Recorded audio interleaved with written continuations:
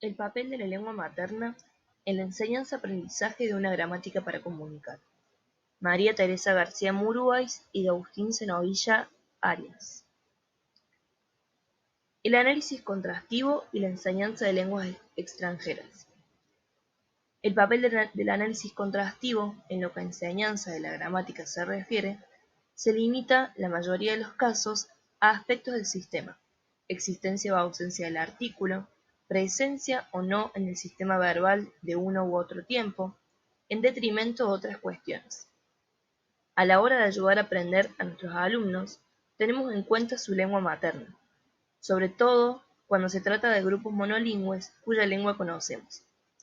Sin embargo, a menudo resaltamos más las diferencias de medios expresivos entre las dos lenguas que las similitudes funcionales y o pragmáticas existentes, olvidando que aún con diferentes mecanismos lingüísticos se puede comunicar lo mismo e incluso transmitir idénticos matices pragmáticos. La importancia de estas similitudes radica en que, al adquirir su lengua materna, el alumno ha aprendido a comunicar, con lo que posee toda una experiencia lingüística y cognitiva que no debemos desaprovechar. Con frecuencia pasamos por alto las similitudes conceptuales, de modo que desaprovechamos el potencial que supone la lengua materna de nuestros alumnos. Lo que proponemos es que se parta de lo conocido para sobre ello construir el conocimiento. Es decir, la enseñanza debe centrarse en un primer momento en lo que se pretende comunicar, para abordar solo en segundo lugar las diferencias de medios. La gramática debe ser enseñada de modo que se someta al plano de lo pragmático, y es aquí donde se encuentran más aspectos en común de lo que cabe esperar. De este modo se presenta a los aprendientes las formas lingüísticas como respuestas a situaciones comunicativas ya conocidas por ellos, y no como un hecho lingüístico al que se deben enfrentar.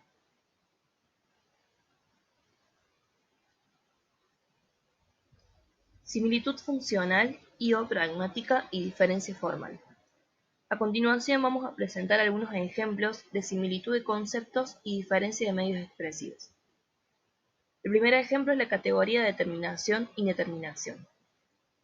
El recurso más frecuente para expresar determinación en el español es el artículo, por lo que resulta esperable que los aprendientes de español, cuya lengua materna carezca de esta categoría, se encuentren ante un elemento desconocido.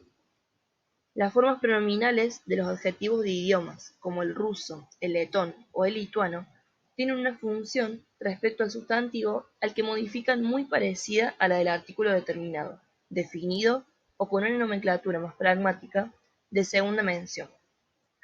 Matteuban caracteriza al artículo de segunda mención como aquel que señala que se trata de un sustantivo que ya ha aparecido en el contexto previo, es decir, que no es nuevo, ya sea por haber aparecido de manera explícita en el contexto o puede deducirse del contexto extralingüístico. En el lituano existe una posición gramaticalizada indefinición-definición, o de primera o segunda mención, que, en el plano de la expresión, es la existencia de un paradigma de forma simple de los adjetivos al lado de otras llamadas pronominales, las cuales indican que el sustantivo al que acompañan, como la cualidad del adjetivo, ha aparecido previamente entre la comunicación entre el emisor y el receptor, ya sea porque el elemento está en contexto o porque se presupone. El alumno cuya lengua presenta este contraste parte de un conocimiento implícito, porque esta oposición ya existe en su lengua. Hacerle reflexionar sobre ella puede ser altamente facilitador a la hora de enfrentarse con un mecanismo lingüístico nuevo, pero que desempeña un papel similar a la de otro recurso de su propia lengua. Otro ejemplo es el del discurso referido, implicación versus distanciamiento, respecto al enunciado. Existen entre dos lenguas aparentemente muy diferentes similitudes pragmáticas que permiten transmitir exactamente los mismos matices intencionales. Uno de estos casos es el estilo indirecto. En lituano existe un modo oblicuo o indirecto que se usa sobre todo en el discurso referido y permite que el hablante indique su no implicación en la realidad de lo enunciado. El búlgaro y el turco poseen una categoría que suele llamarse citativo, que indica que el conocimiento procede de una información verbal. La intención de implicarse o distanciarse respecto de la veracidad del enunciado, que en lituano lleva la utilización de uno de los modos mencionados, y en búlgaro o en turco la utilización o no de la categoría citativo, se puede transmitir también en español como la elección del modo indicativo o del modo subjuntivo. En las traducciones, la utilización de unos u otros casos demuestra que la intencionalidad pragmática se mantiene. El uso del subjuntivo exige un alto grado de dominio de la lengua, y recurrir al idioma materno ayuda a comprenderlo mejor.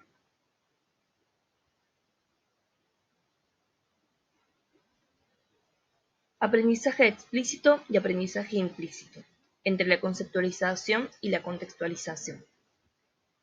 Como docentes, somos partidarios de favorecer un descubrimiento guiado que ayude a que los aprendientes interioricen mejor aquellos recursos lingüísticos que necesiten.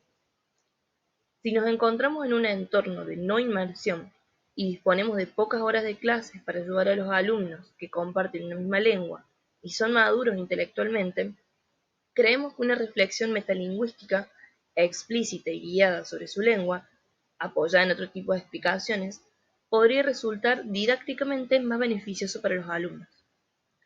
La propuesta pretende aprovechar el potencial de la lengua materna del aprendiente a través de una reflexión consciente. De esta manera, se crean condiciones favorecedoras del proceso de construcción creativa. Todas las explicaciones deberán tener un carácter pragmático discursivo.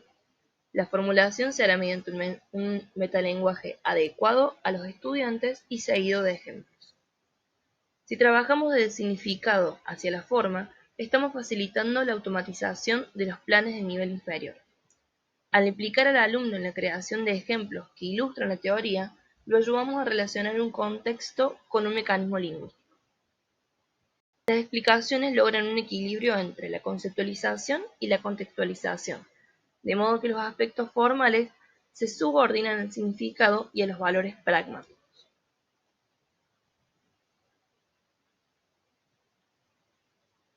Algunas ideas para la clase. Una vez abandonado el método de gramática y traducción, una actividad que ha quedado prácticamente expulsada del aula es la traducción directa e inversa. Una buena forma de ayudar a los alumnos es comprender el papel que desempeñan estos nuevos recursos en la siguiente. Pedirles que hagan una traducción directa de un texto en español y subrayen los recursos que utilizan en su lengua materna para señalar, por ejemplo, que la entidad a la cual se refieren ha sido presentada anteriormente, o para manifestar duda o distanciamiento respecto a lo dicho en ciertos usos del discurso referido. Para traducir, los aprendientes tienen que comprender el sentido del texto original y buscar la manera de reexpresarlo en la propia lengua. En caso de que se trabaje un contraste, codificarán en su lengua esa diferencia aspectual. El profesor puede recoger las traducciones y al cabo de cierto tiempo, devolvérselas y pedirles la traducción inversa, a través de la cual los alumnos podrán tomar conciencia del papel de los recursos lingüísticos empleados. Se trabaja así de lo más conocido, su lengua, a lo menos conocido, el español, lo cual resulta cognitivamente apropiado. Otra actividad que implica aún más al alumno en esta labor de reinterpretación de sentido es pedir que los aprendientes, en grupos de 3, elaboren pequeños relatos. En primer lugar, cada uno escribe un texto en español, cuyo tema y o tipo textual habrá sido cuidadosamente escogido por el profesor, de modo que el recurso lingüístico que se quiera trabajar sea realmente necesario para llevar a cabo correctamente la actividad. Una vez finalizada esta primera fase, cada uno pasa su texto a otro compañero del grupo, que lo traduce a la lengua materna común. Una vez realizadas las traducciones directas de los 3 textos, se vuelve a pasar esto en círculo, de modo que cada miembro del grupo se ocupe de la traducción inversa del relato que lee por primera vez. Después cada uno de los autores comprobará si esta última versión recoge bien el sentido del texto inicial. En función de la autonomía, nivel de los alumnos y grado de dominio de los recursos en cuestión, el profesor intervendrá de modo más activo, supervisando el proceso, revisando los textos al acabar cada clase, y quedará más en segundo plano. Estas actividades de traducción son solo posibles ejercicios entre otros muchos. Estas actividades de traducción son solo posibles ejercicios entre otros muchos, pero queremos reivindicar su papel, dado que han sido postergados y se ha olvidado su valor positivo en los procesos de enseñanza-aprendizaje de segundas lenguas. Conclusión.